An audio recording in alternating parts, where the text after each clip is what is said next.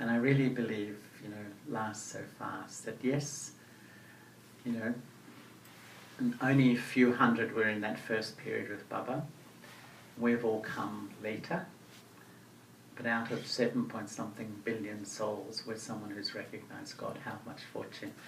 My philosophy in life is, am I fortune-focused or misfortune-focused?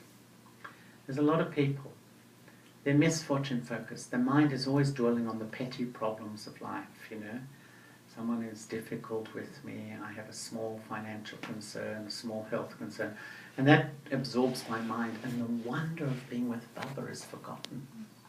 But the fortune-focused, I'm with Baba, means that all the little misfortunes are cancelled out. And it's just got to remain in the big picture, and then all the petty worries of life are forgotten. So when did you go Australia from London? Well, how it happened? I went back. I went to Madhavan that first time I was mentioning. I went back to London, and I spent a year in London. That was a wonderful year, because there was this many students in London at the time, and the three sisters were Daddy, Jentiben, and Sudesh Devi. They were the All three. the spoiled children. Yeah. Very special. And I often used to travel around England with Daddy, and they had a little Morris Minor, which was one of those funny little English cars, Yeah. And, Gentiben used to drive, and Daddy would sit in the front, and Daddy pop, pop, pop, pop, pop, pop. And Gentiben would be translating as she's driving. And we used to go all over England. But Daddy, really she's the teacher of teachers, because she just drums things into you. And I felt I was just there 15 months. And I went to Madhavan the second time. And when I went to meet Daddyji, and I told her, listen, I've been in Guyana for over 3 years now, and I haven't seen my Lokik family. And they're all wondering, oh my God, what's he got himself involved in? So I went back to, I just said to her, I'm going back to Australia. And Daddy's Mahini, little Mahini, she said to me, you should open a centre. I said nothing, absolutely nothing, I just listened. And then as I started to go around to Madhavan before I left, everyone was saying to me, oh, I hear you're going to Australia to open a centre. This is our sweet family. Oh, am I? But that was the best thing that ever happened to me. I was a little over a year in Guyana. I was like 24 years old. And we went and started a centre. There was one in Sydney, a little one. There was a centre already there? Yeah, yeah.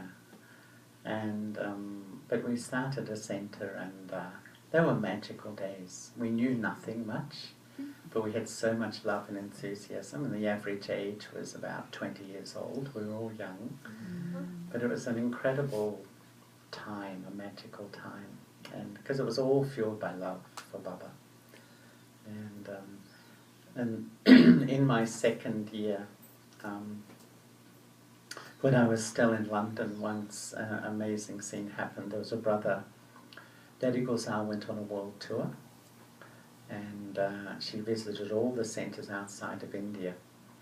And when she got to London, I was in London at the time, there was a brother there who had a cancer or heart problem or something. So she said to Baba, Baba, I can't go and meet you in India. Or said to Daddy Gosal, I can't go and meet Baba in India. Can Baba come and meet me in London? And you know how Baba says in the Sakamolis, I only come in Bharat. But Daddy Gosal is so humble. Daddy Gosal said, sit in, or said, I'll ask Baba. So Baba said, I went to Baba, and Baba said, sit in yoga. There's probably this many of us. Sit in yoga and Baba will see the atmosphere.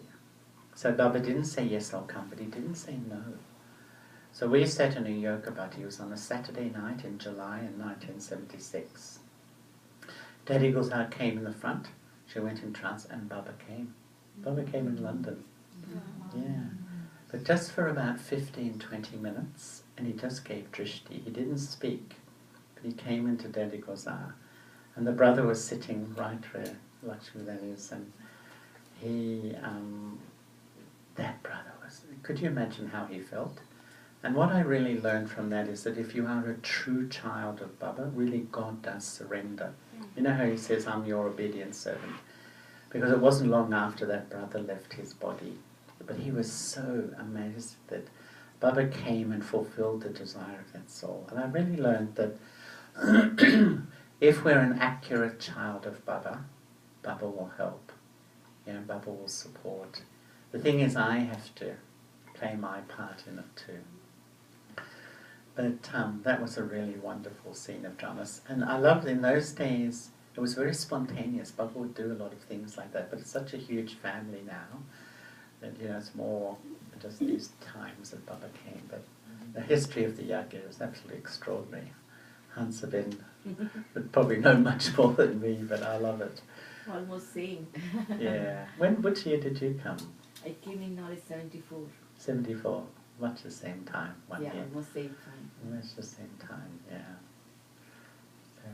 So, anyway.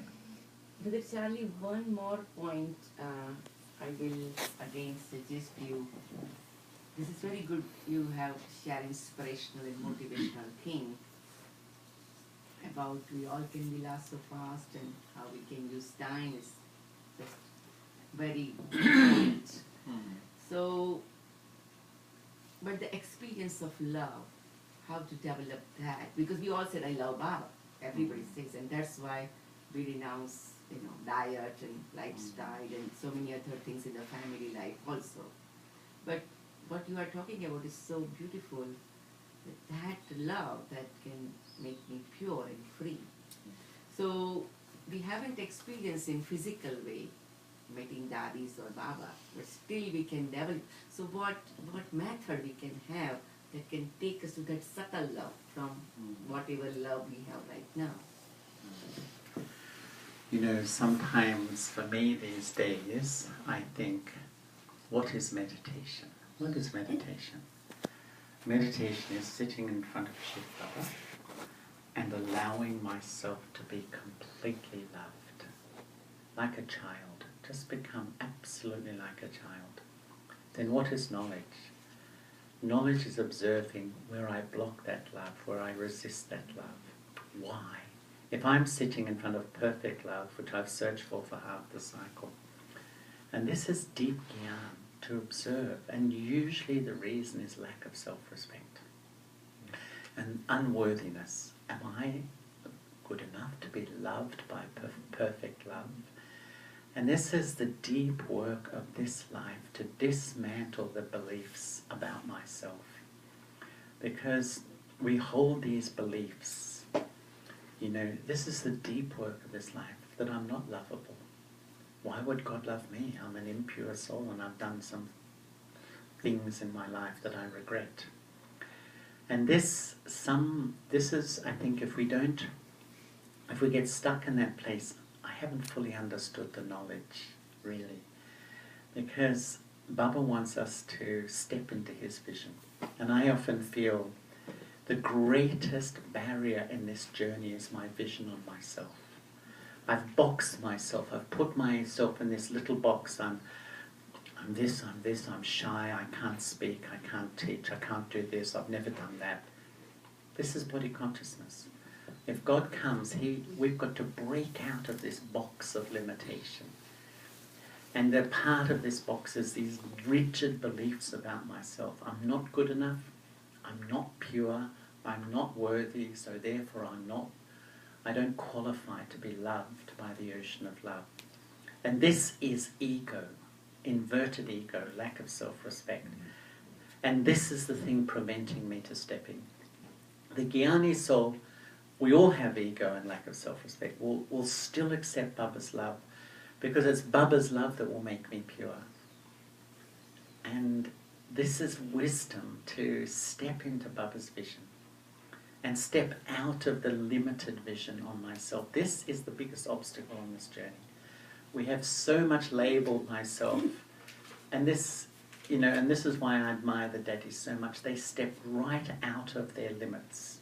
They weren't educated. Many of them were second-class citizens. In those days, as you know, in India, girls were married at 13, 14 years old.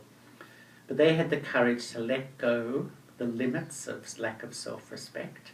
I can't, I'm not, I've done this, and step into Baba's vision. And that's where, when I do, I will feel loved by Baba. It's lack of self-respect, feelings of unworthiness, feelings I'm not good enough that prevent me from experiencing Baba. And where do we get that from?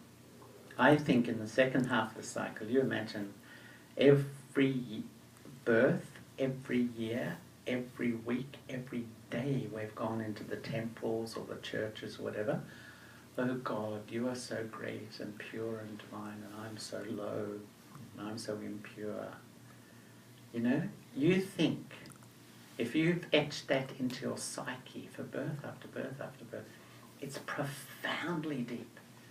And some of, if I'm very frank, most of Baba's children stay in that place. They love Baba, they believe in Baba, but they just follow and maintain this unworthy feeling. But a Jnani soul who's understood will step out of this limit and have the courage to step back into my self-respect. And it's Baba's love that does that.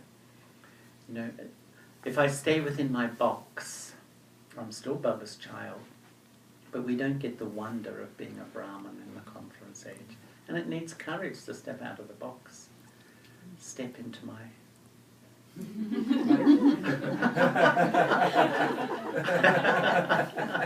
Baba likes aha moment. But honestly, this is the journey. This is the journey. And I often think Baba sees the eternal reality. I see the temporary reality. And you know, sometimes Baba says, child, you're a world benefactor. Child, you're an angel. Child, you're an ancestor soul. And I say, oh no, Baba, no, I'm not. You don't know what I'm like. It's actually Baba who knows what I'm like. It's me who doesn't know.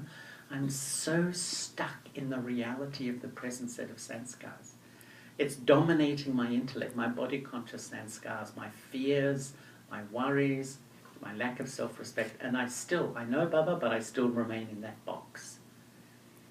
Gyan, a truly knowledgeable soul, will step out of the box and step into Baba's vision and be the angel, be the ancestor soul. Do I have the courage? And it takes courage to do it. It does. But that's what this life is about. And it's up. I love it. Baba comes. He offers us all the same teaching, and it's up to us how much we have the courage to step out of my 83rd birth into the 84th birth. Or do I just, to be comfortable, I hold on to my attachments and my all that sort of stuff. I don't know whether anyone else wants to ask something. I'm not sure. Maybe we're waiting for Toli and blessings and things. Thank you so much, Brother Charlie. Can we have one hand? Thank you. Thank you so much. So we have little meditation, and then by Toli we can have meditation. Sure. You can give blessing and Toli. Yes, sure. Anyway, it's very short and sweet, but it's lovely to meet you. I think it looks like Brother Charlie will come again or not, but he has to come because he had one evening program and he missed it. So he has to perhaps come again. Yeah. Actually,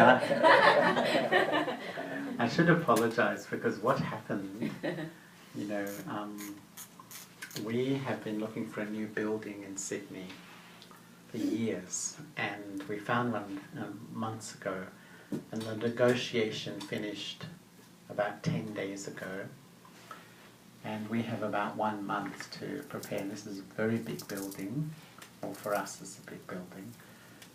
It's about 20,000 square feet or 25,000 square feet. So they're all saying to me, you must come back, you must come back, you must come back.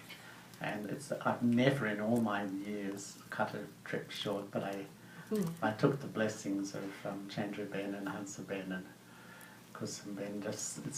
Unfortunately that's what happened. But Anyway. That's okay. We all are happy about the new building in Australia, right? Yeah, it's a We beautiful will send place. Uli.